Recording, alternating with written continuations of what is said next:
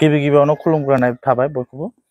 चिरां जिल्ला youth Congress president हिसाबै आं बुंनो सानोदि जोंनि कंग्रेस हान्जाया थांनाय बिटिसि बिसायख'थियाव गासैबो समस्तियावनो केन्डिडेट एबा बिजाथि होदोंमोन।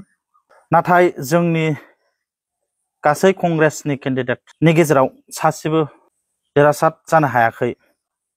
बेनिफ्राय जों मोनसे नलेज एबा आयदा मोनो जे कंग्रेस हान्जाया गोदान हिसाबै जेननायनि गुबै जाहोनखौ मिथिनो हादों। बेनिखायनो जों फैगौ एमएलए बिसायख'थिनि थाखाय खामानि मावनो मोनसे रोंगौथि मोनबाय होनना साननो हायो।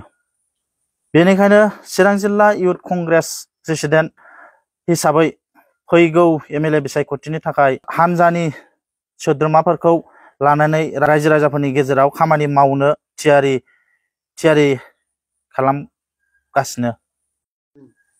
फैगौ एमएलए बिसायख'थियाव जोंनि चिरां जिल्लानि गेजेराव थानाय सिडली समस्ति आरो बिजनी समस्तिनि गेजेराव कंग्रेसनिफ्राय जायखि सुबुंखौनो जोंनि कंग्रेस दलनि बिजाथि हिसाबै होगोन, बे बिजाथियानो जोंनि कंग्रेसनि बिजाथि हिसाबै देरहागोनखौ आं रोखा होननो हायो।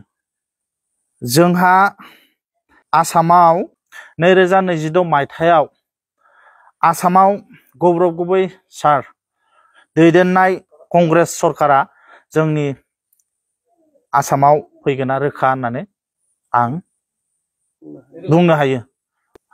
आरो लोगोसेनो गासै जोंनि बिटिसिनि रायजो राजाफोरखौ फैबाय थानाय समाव एमएलए इलेक्शननि समाव कंग्रेसनि हान्जाखौ मदद खालामगोन होनना आं सासे लाइमोन दैदेनगिरि हिसाबै दैदेनगिरि जानानै रायजो राजाफोरनिसिम खावलायहरो।